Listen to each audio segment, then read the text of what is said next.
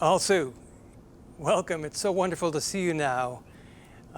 You're in Texas now, recovering after several long and pretty emotional days. Tell us how you're feeling now. What are you feeling now?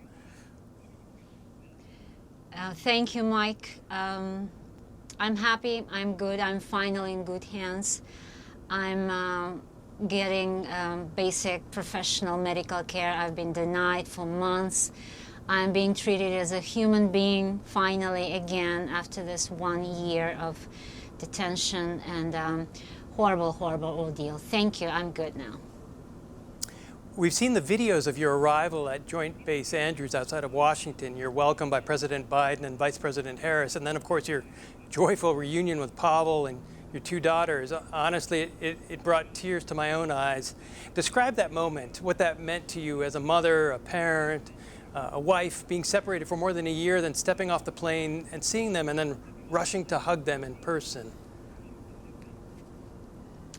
It was the moment I've been fantasizing a lot for months. I exactly, clearly could see in my dreams how it will be. It exceeded my expectations, of course, but it was the happiest moment. And till that moment, Mike, I couldn't believe this was happening, because anything could have gone wrong, anything.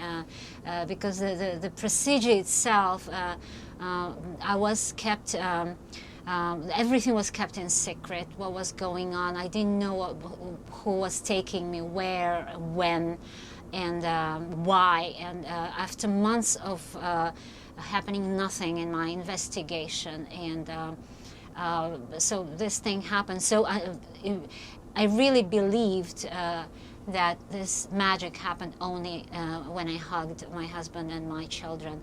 And since then, we can't stop hugging each other. Well, on this side too, Mike, there was so much uncertainty in the days leading up to this trade.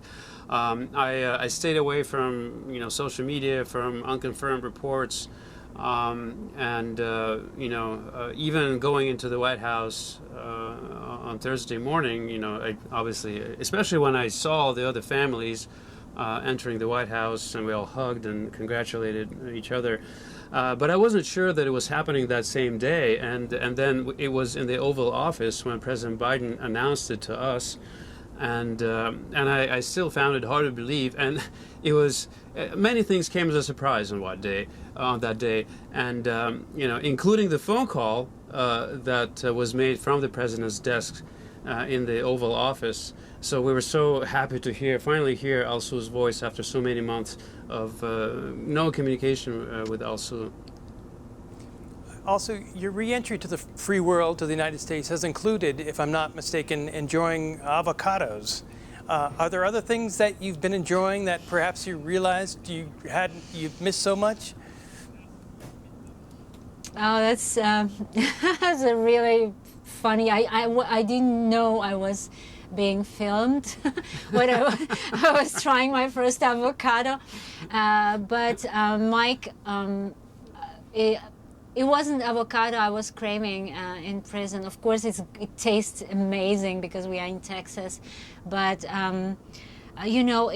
my first clean water in a glass, I had it on a plane from Ankara to Andrews Airport. I've been dreaming of a first glass of water, my first clean long shower in a hotel, my first sleep in a decent bed. I'm still having my first, and it's been only a couple of days, right? I lost track, but I'm still having those first. Today, this morning, I had my first walk by myself, without surveillance, without supervision, without anyone taking me anywhere. I'm still going through. Actually, I didn't expect this would be so hard. In prison, I felt strong. I thought I was doing okay, but I clearly need some time to cope with everything what is happening and what has happened, most importantly. And we're here for also, myself and the girls. We look forward to helping her reintegrate into the free world after so many months of unjust and wrongful detention. It's going to be a process. Alsu is now recuperating. We're helping her on this pathway. But we're good. Finally, she's in good hands. Finally, she's surrounded by love. For many months, Alsu was denied basic human dignity. It's all over now. This nightmare is over. We're waking up from this nightmare. I'm glad it all worked out. And it will work out for the other journalists from Radio Free Europe who are unjustly held prisoner in Belarus and in Russia-occupied Crimea. Also, I want to ask you about the moment when you had an inkling, a hint that something was up, that you could be headed for release. Was it in Kazan, where you were held in a women's prison for so much of your confinement? Or was it when you were taken to Moscow? As I said, Mike, it's been a long winter without any information, with nothing in my investigator. Cold winter and spring came and nothing was happening. And then suddenly my trials were rushed. And this was the indication that something might be going on. Also, I learned that Evan's trials were on the same day, and somehow I was thinking that that might be a sign. Then it was silence for some time again, and I was taken from the prison in Kazan to a very different destination. I was told when they took me by this Stolypin train, prison train, they told me they were taking me to an opposite destination from Moscow. But again, I mean, there was hope, but I was ready for anything. And then it took, the journey to Moscow took 3 days. And the last day I learned that I was being taken to Moscow, and there was hope again. And then in Moscow I was put to prison again, and nobody told me how long I will stay there. So this was how it was developing. I always believed that for the exchange, I always knew that we were working on that step by step, small, cautious steps, but that was my only hope. Otherwise, the imprisonment for 6.5 years for a journalist, for a woman, is an absurd verdict. Was there ever a moment in that process where you thought maybe this could be a ploy, or the prison authorities or the FSB were toying with you, like psychological pressure of something of that sort? I've been through a huge amount of psychological pressure in the past 10 months. So I didn't think about it. My hope helped me to get through this. No, I didn't think. I can't say I trusted, that's not the right word, but I really hoped and believed. You're obviously elated, overjoyed to be reunited with your family, to be free. But what about other emotions? Are you angry at all? Do you feel like you're angry that you've had 9 months taken away from you, from your life, from your family, by the Russian state? It's definitely not anger I feel right now. I'm not angry. I don't hate anyone.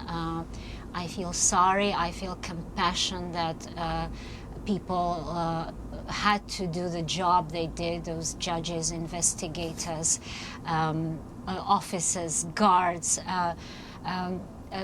Really, no anger. I have to catch up with the world right now. I have to rewatch so many videos my family made for me when I was away. I have to get to know new music, news, stories, books, movies, you name it, everything. Yes, that time was stolen from me, and nobody will bring back that year for me and my family. We will catch up. That made me stronger. That made our family stronger. And yes, no anger for sure. I don't hate anyone. Pavel, let me turn to you with one last question. To say it's been a roller coaster of emotions over the past week, over the past days, is a gross understatement. Describe for us what you're feeling these days. What's racing through your mind in the wee hours of the night when you're lying awake in bed?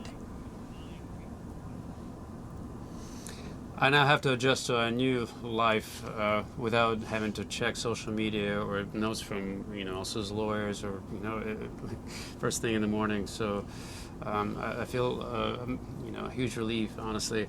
But I also look forward to this new era to help Alsu reintegrate. It's going to be a process.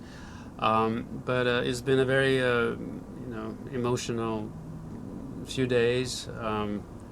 I'm still processing what happened, really. I still can't believe that we went through all this. We were in the Oval Office. I had the kids meet President Biden, Vice President Harris, and just they were so, chatting with them informally, having no reverence really for their titles.